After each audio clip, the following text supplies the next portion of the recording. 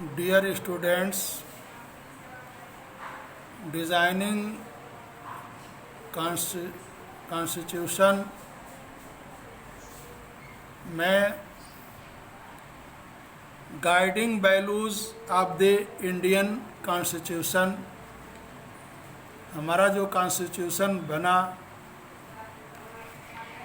इसका वैल्यूज़ क्या था, किस मूल्य पर कॉन्स्टिट्यूशन का कंस्ट्रक्शन हुआ। According to Mahatma Gandhi, I shall strive for a constitution which will realize India from all thraldom and patriotism.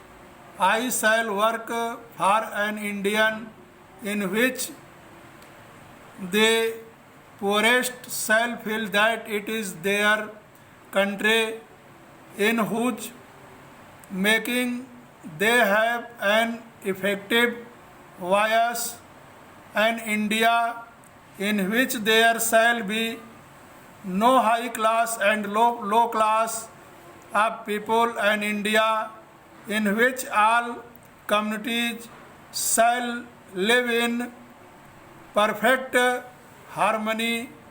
There can be no room in such an India for the crush of untouchability or the crush of the drink and drug.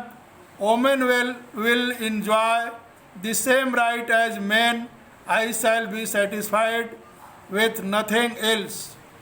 Mahatma Gandhi के अनुसार भारत का ऐसा संविधान होना चाहिए जो ना ही किसी की गुलामी और अधीनता को स्वीकार करे, साथ ही किसी भी प्रकार का विभेद न हो, किसी प्रकार की अस्पृश्यता और छुआछूत की भावना न हो।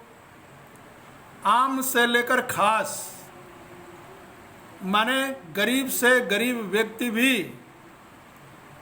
इस संविधान को अपना समझे। संविधान में उसकी भागीदारी है, संविधान उसके लिए है।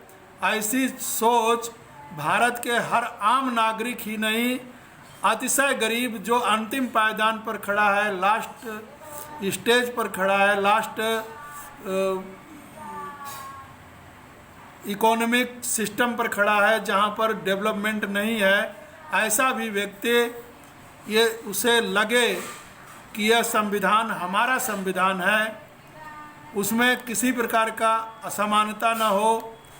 जितनी भी प्रकार की भारत में डाइवर्सिटी है, उन डाइवर्सिटियों का समाधान इस कॉन्स्टिट्यूशन के अंतर्गत हो। इस तरह का संविधान कॉन्स्टिट्यूशन के वैल्यूज को महात्मा गांधी ने रेखांकित किया। हालांकि महात्मा गांधी कॉन्स्टिट्यूशनल असेंबली के मेंबर नहीं थे, पर उनकी ऐसी मंशा थी, और चूँकि जितने भी मेंबर कॉन्स्टिट्यूशनल असेंबली में थे वो सभी के सभी महात्मा गांधी को फॉलो करते थे, महात्मा गांधी के भी विचारों से प्रभावित थे। इसलिए महात्मा गांधी का जो थॉट था, जो वैल्यूज उन्होंने प्रोड्यूस किया, रखा लोगों के सामने, उसी वैल्यूज़ के आधार पर अपने देश का कॉन्स्टिट्यूशन का कंस्ट्रक्शन हुआ। नेक्स्ट कंटेंट में philosophy of the constitution, constitution का दर्शन, जो हमारा वैल्यूज़ है वही हमारे कॉन्स्टिट्यूशन का दर्शन है। Values that inspired and guided the freedom struggle and were in turn nurtured by it, formed the foundation for India's democracy. These values are embedded in the preamble of the Indian Constitution. They guide all the articles of the Indian Constitution. The Constitution begins with a short statement of the basic values. This is called the preamble. हमारा जो constitution है वह कुछ basic value के साथ शुरुआत होता है और वही बेसिक वैल्यू को हम प्रियम्बल के नाम से जानते हैं। मीन्स प्रस्तावना के रूप में जानते हैं। संविधान की जो प्रस्तावना है, जो प्रियम्बल है, वही हमारे कॉन्स्टिट्यूशन का मेन वैल्यूज है। तो प्रियम्बल क्या है हमारे कॉन्स्टिट्यूशन का? तो प्रियम्बल की स्टार्टिंग वी से होती है। वी माने हम। We the people of India, we the people of India having solemnly resolved to constitute India into a sovereign माने प्रभुता संपन्न socialist secular democratic Republic and to secure to all its citizens justice, social, economic and political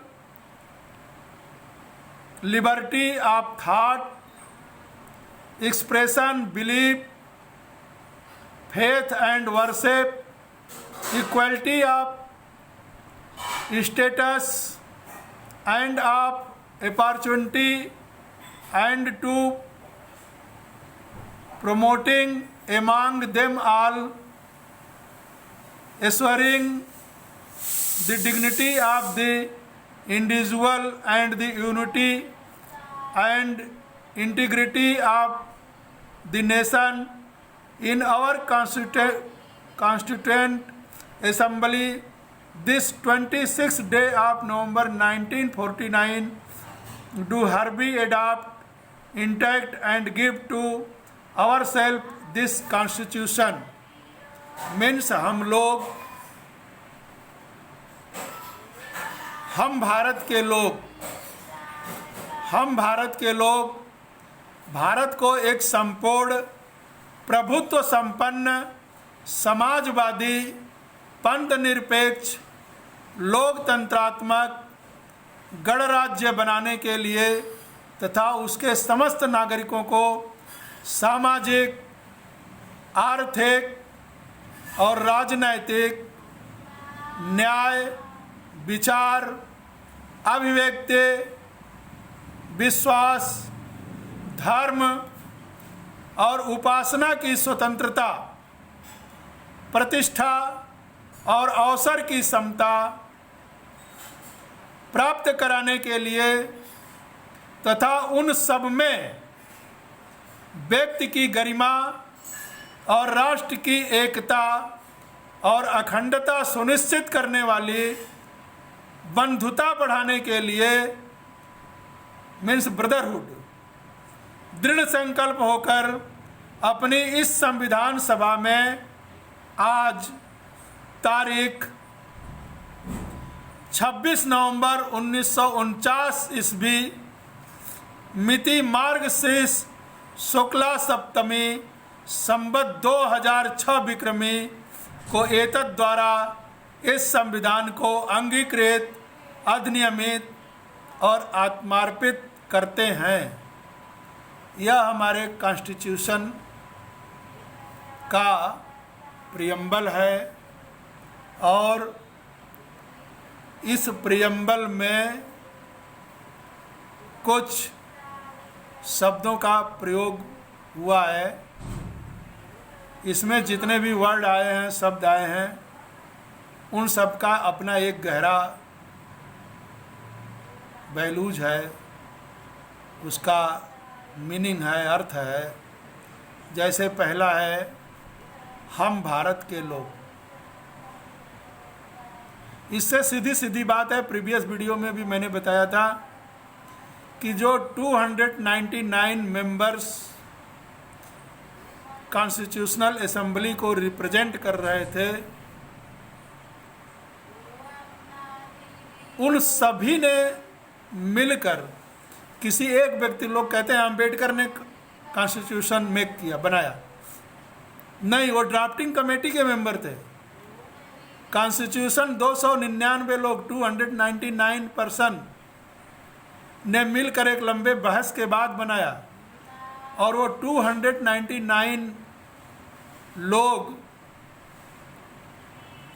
पूरे India को represent कर रहे थे और पूरे इंडिया के पीपल को रिप्रेजेंट कर रहे थे, लोग को रिप्रेजेंट कर रहे थे।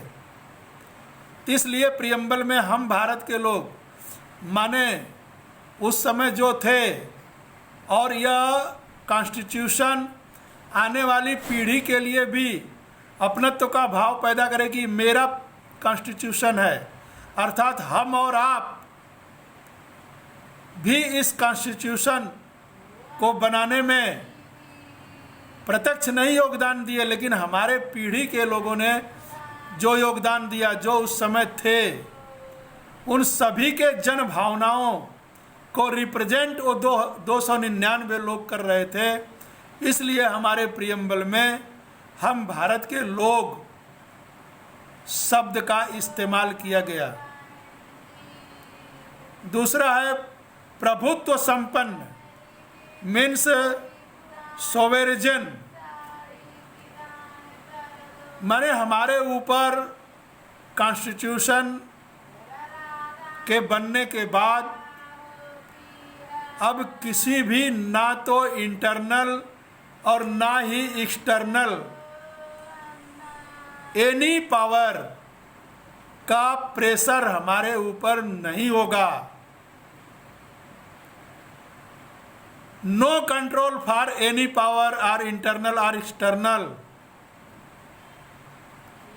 कोई भी बाहरी शक्ति हो, भीतरी शक्ति हो, किसी के कंट्रोल में, किसी के दबाव में, किसी के प्रेशर में हम भारत के लोग आने वाले नहीं हैं। प्रभुता संपन्न माने हम पूर्ण रूप से पावरफुल हैं, शक्तिवान हैं। हमारी शक्ति हमारे में निहित है। हमारी शक्ति को, हमारे पावर को कोई चुनौती नहीं दे सकता। अगर कोई चुनौती देने की कोशिश करता है, देता है, तो उसका मुंह तोड़ जवाब हम भारत के संपूर्ण जो लोग हैं वो देने का तैयार हैं। नेक्स्ट शब्द आता है पंथ निरपेक्ष, जिसको भूलवश धर्मनिरपेक्ष, धर्मनिरपेक्षता, इंग्लिश में सेकुलर शब्द का प्रयोग हुआ है। Sovereign socialist, secular democratic Republic का प्रयोग हुआ है। सेकुलर की यहाँ हिंदी पंथ निरपेक्ष, नॉट धर्मनिरपेक्ष। लेकिन धर्मनिरपेक्ष कहा गया।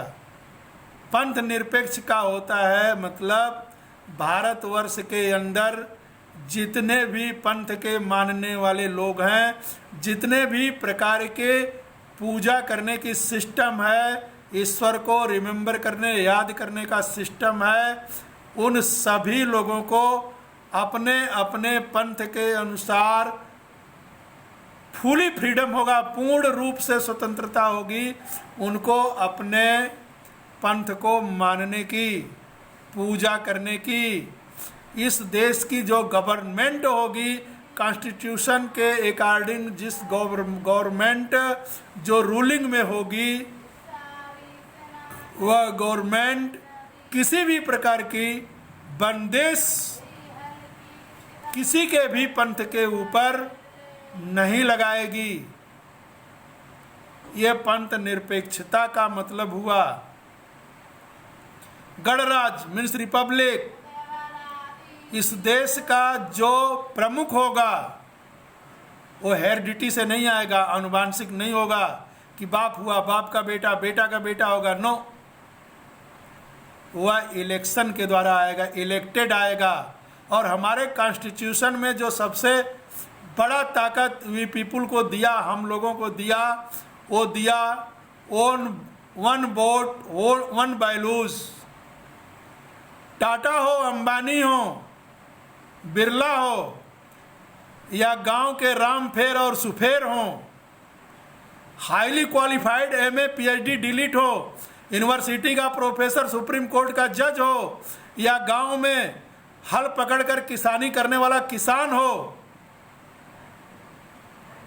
सबके वोटों का वैल्यूज इक्वल होगा। एक जज के एक वोट का, एक बड़े उद्योगपति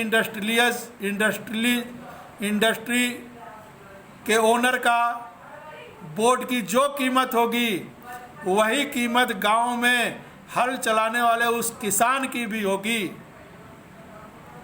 तो one vote one values for all people in India, ये सबसे बड़ा अस्त्र हमारे कॉन्स्टिट्यूशन ने हम लोगों को दिया है।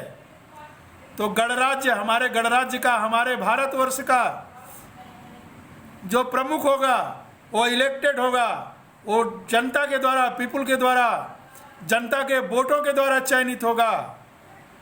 और समता एक शब्द आया है, माने हमारी जितने भी डाइवर्सिटी है, उन डाइवर्सिटी के अंदर भी हम एक समता का भाव, सभी हमारे भाई हैं, बंधु हैं, सब हमारे अपने हैं, ऐसा समता का भाव